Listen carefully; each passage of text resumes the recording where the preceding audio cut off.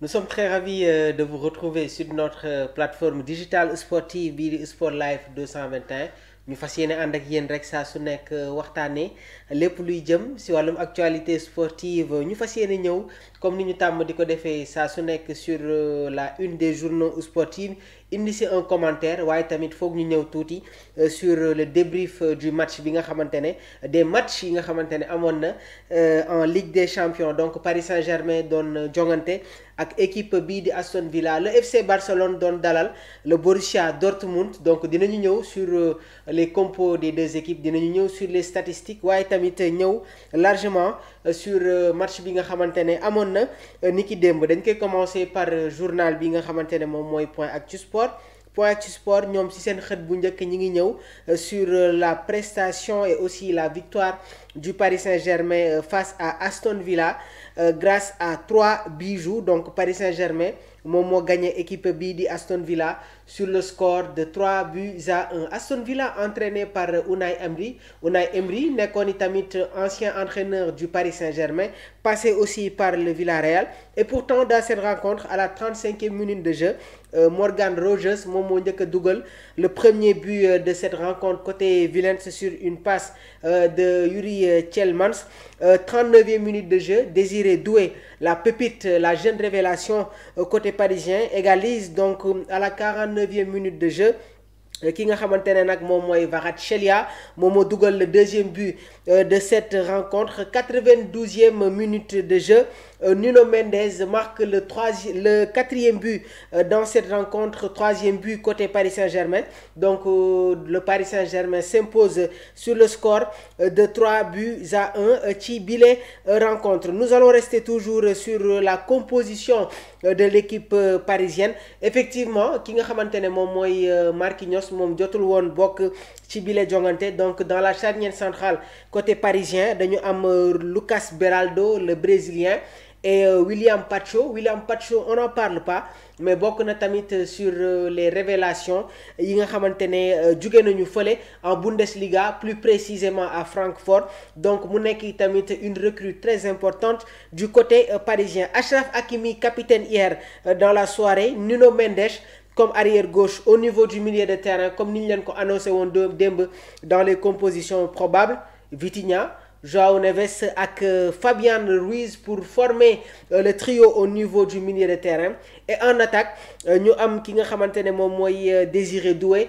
Ousmane Dembélé ak Kvaratskhelia il y a eu une recomposition de style envers Ousmane Dembélé qu'on voit beaucoup plus jouer comme électron libre ou second attaquant et qui se retrouve avec une note de 6,9 démb ci bile match Nuno Mendes sur les notes de ce match moom moo am une note de 8,7 côté Villens effectivement gis nañu tamit Marcus Rashford Morgan Rogers Camara Yuri Tielemans McGinn ak Jacob Ramsey effectivement am na tamit beneen joueur boo xamante ne ñi ngi ko doon bàyyi xel muy Emiliano Martinez bi nga xamante ne bi muy ñëw bërki démb dans la capitale française dafa ñëw avec la casquette de l'Argentine donc Argentine jongante woon ak France sur la Coupe du Monde donc malgré les critiques et malgré aussi les provocations Emiliano Martinez a été dans la continuité donc une très belle victoire pour le Paris Saint-Germain qui va aborder ce manche retour dans la sérénité avec 2 buts d'écart suñu jugee ci journal bi nga xamante ne moom mooy Point Actu Sport ñu dem ci journal bi nga xamante ne moom mooy Rewmi Quotidien Sport moom la ñuy boole ak journal bi nga xamante ne moom mooy Tribune Sport ñoom ñi nga xamante ne ñëw nañu largement sur la prestation du FC Barcelone bi nga xamante ne jot na écraser Dortmund sur le score de 4-0 sur cette manche aller alors même tamit journal bi nga xamante ne moom mooy Rewmi Quotidien Sport ñoom ñëw nañu tamit sur la belle prestation des joueurs de Hansi Flick on va revenir sur la composition bi nga xamante ne moom la Flick indi démb dans cette rencontre dans les buts ça change pas Chesney qui devient maintenant le numéro 1 dans la charnière centrale Pau Cubarsí Iñigo Martinez Jules Koundé comme arrière droit Alejandro Balde comme arrière gauche Frenkie de Jong Pedri Fermín López comme électron libre numéro 10 et sur les deux côtés Rafinha, Lamine Yamal, Robert Lewandowski moom moo doon joué démb comme attaquant de pointe. Donc 4 buts à 0. Les buteurs de cette rencontre, un doublé de Robert Lewandowski face à son ancien club, Rafinha ak Lamine Yamal. Robert Lewandowski qui a été élu homme du match, et dans les statistiques, dans les notes, Rafinha se retrouve avec une note de 9. La belle prestation de Lamine Yamal. Il y a eu des critiques sur son fonctionnement. Est-ce que tamit Lamine Yamal xawul woon bàyyeeku tuuti moo waral y a eu des statistiques yi nga xamante ne nekkoon na à la baisse, waaye démb gis nañu du grand Lamine Yamal nekkoon ni tamit, il faut le dire, le dépositaire du jeu catalan, et cela s'est confirmé avec les passes yi nga xamante ne amal na ko dans cette rencontre. Frenkie de Jong, le capitaine côté catalan. Qu'est-ce qui se passe avec Frenkie de Jong?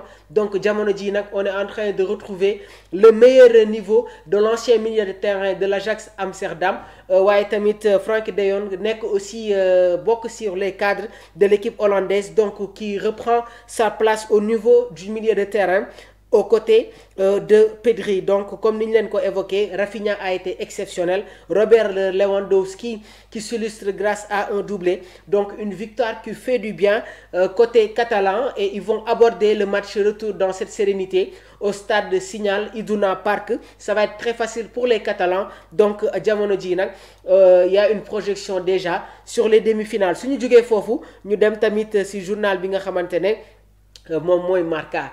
Bon, je l'avais évoqué hier.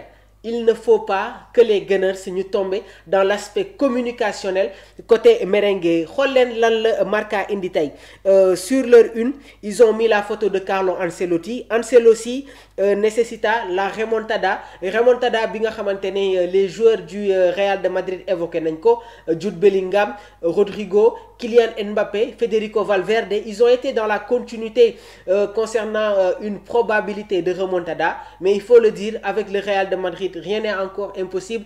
Qu'est-ce qui va se passer au match retour? Si Arsenal encaisse dès les premières minutes de cette rencontre au match retour, si biir Santiago Bernabéu, ça va être compliqué. Donc je pense que Miguel Arteta doit être dans la continuité, continuer à jouer avec son propre style, avoir la possession de la balle. Loolu rek moo ko mën a génne si bile match. Mais attention encore une fois à la furia des merengues fële c'est Santiago Bernabéu. Donc journal Marca ñoom ñëw nañu avec ki nga xamante ne moom mooy Carlo Ancelotti. Ancelotti nécessita la remontada, et il faut le dire, il y a toujours le mythe merengue côté Ligue des Champions avec le Real de Madrid. Waaye nag si on se base sur les performances, le Real de Madrid ne va pas bien avec les défaites bi nga xamante ne am na ko avec la Real Sociedad à domicile. Le Real de Madrid qui perd à domicile face au Valence. Donc le match retour fële c'est Santiago Bernabéu. Arsenal va disposer de tous les critères pour pouvoir aborder ce match dans la sérénité. Mais bon, nous allons dinañ leen toppal tamit information yi nga xamante ne dina am avant ce match décisif fële nga xamante ne moom mooy ca biir Espagne. Waaye tamit suñu jógee fii, on va être dans la continuité. Démb Inter de Miami mi ngi doon football, donc on a eu la prestation de Lionel Messi. David Beckham tamit gis nañu vraiment apprécié na la prestation de la Pulga.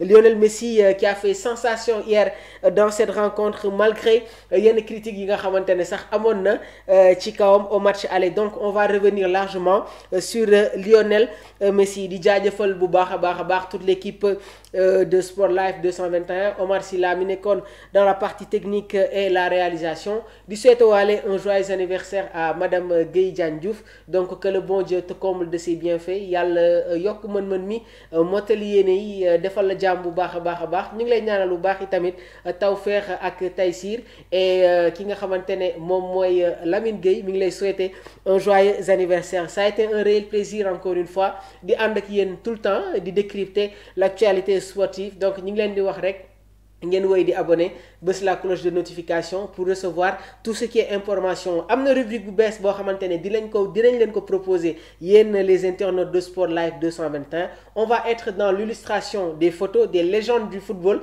On va prendre nag des photos très rares, et on attend vos commentaires sur voilà rubrique yi nga xamante ne ñi ngi leen koy proposer. Ça va être du lourd. On va être dans la continuité de nouveaux concepts fii ci biir Sport Life 221. Jërë ngeen jëf.